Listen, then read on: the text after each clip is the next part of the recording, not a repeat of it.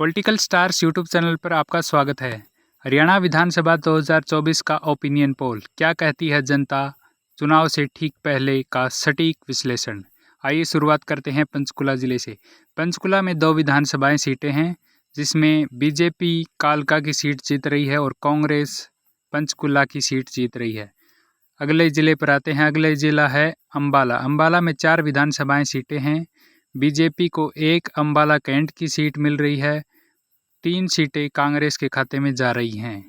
अगला जिला है यमुनानगर। यमुनानगर में 4 विधानसभाएं सीटें हैं, जिसमें 2 सीटों पर कांग्रेस बढ़त बनाए हुए है, 1 सीट पर बीजेपी और 1 सीट पर INLD आगे है। अगला जिला है कुरुक्षेत्र। कुरुक्षेत्र में 4 विधानसभाएं सीटें हैं, जिसमें 3 सीटों पर कांग्रेस आगे है और 1 सीट पर बीजेपी बढ़त बनाए हुए हैं। आइए चलते हैं अगले जिले की ओर। अगला जिला है कैथल। कैथल में 4 विधानसभाएं सीटें हैं, जिसमें 2 सीटें कांग्रेस, 1 बीजेपी और 1 कलायत की सीट आम आदमी पार्टी के खाते में जाती हुई दिख रही है। अगला जिला है करनाल। करनाल में 5 विधानसभाएं सीटें हैं, 3 सीटें बीजेपी और 2 सीटें कांग्रेस जीत रही है। अगले जिले की ओर चलते हैं। अगला जिला है पानीपत। पानीपत में 4 विधानसभाएं सीटें हैं। पानीपत शहर की एकमात्र सीट बीजेपी के खाते में और बाकी अन्य 3 सीटें कांग्रेस के खाते में जाती हुई दिख रही हैं। अभी तक 27 सीटों का ओपिनियन पोल आ चुका है, जिसमें 9 सीटों पर बीजेपी आगे है, 16 सीटों पर कांग्रेस, 1 सीट पर INLD और 1 सीट पर आम आदमी पार्टी बढ़त बनाए हुए है।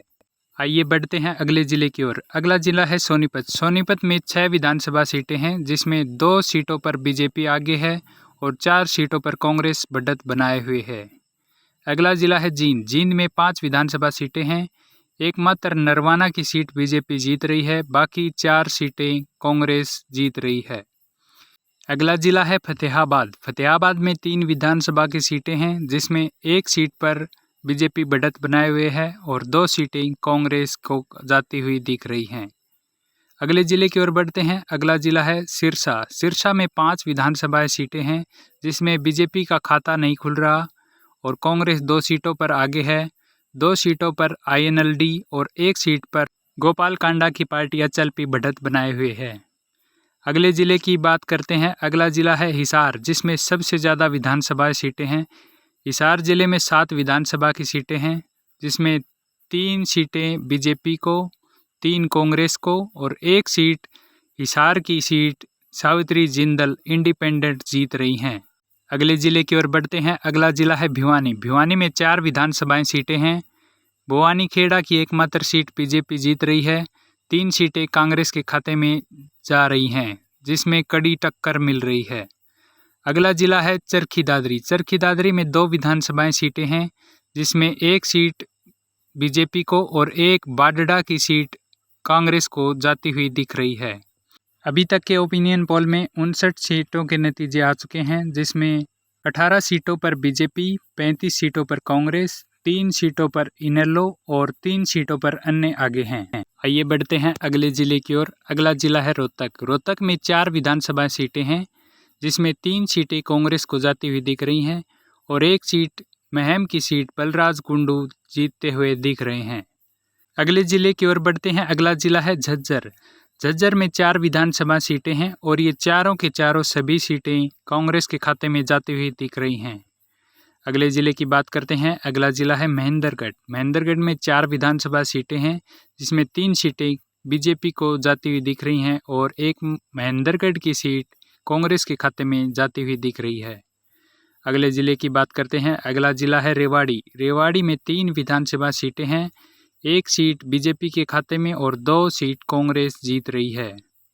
अगले ज़िले की बात करते हैं। अगला ज़िला है गुरुग्राम। गुरुग्राम में 4 विधानसभा सीटें हैं, जिसमें 3 सीटों पर बीजेपी बढ़त बनाए हुए है और 1 सोहना की सीट कांग्रेस जीत रही है। अगले ज़िले की बात करते हैं। अगला ज़िला है नूंह। नूंह में 3 विधानसभा सीटें हैं, 2 सीटों पर कांग्रेस आगे है और 1 सीट नूंह की सीट पर इनेलो जीत रही है। अगले ज़िले की बात करते हैं। अगला ज़िला है पलवल। पलवल की 1 सीट बीजेपी के खाते में और 2 सीट कांग्रेस जीत रही है। बढ़ते हैं अगले ज़िले की ओर और ये अंतिम ज़िला है फरीदाबाद। फरीदाबाद में 6 विधानसभा सीटें हैं, बीजेपी के खाते में 3 सीट, 2 सीटें कांग्रेस जीत रही है और एक अन्य के खाते में जाती हुई दिख रही हैं। सभी 90 सीटों का ओपिनियन पोल आ चुका है, जिसमें बीजेपी 29 सीटें और कांग्रेस पूर्ण बहुमत के साथ सरकार बना रही है, 52 सीटें जीत रही है। वहीं इंडियन नेशनल लोकदल के खाते में 4 सीटें और अन्य के खाते में 5 सीटें जाती हुई दिख रही हैं। आपको ये हमारा ओपिनियन पोल कैसा लगा, कमेंट करके ज़रूर बताएं और चैनल को सब्सक्राइब करना ना भूलें। धन्यवाद।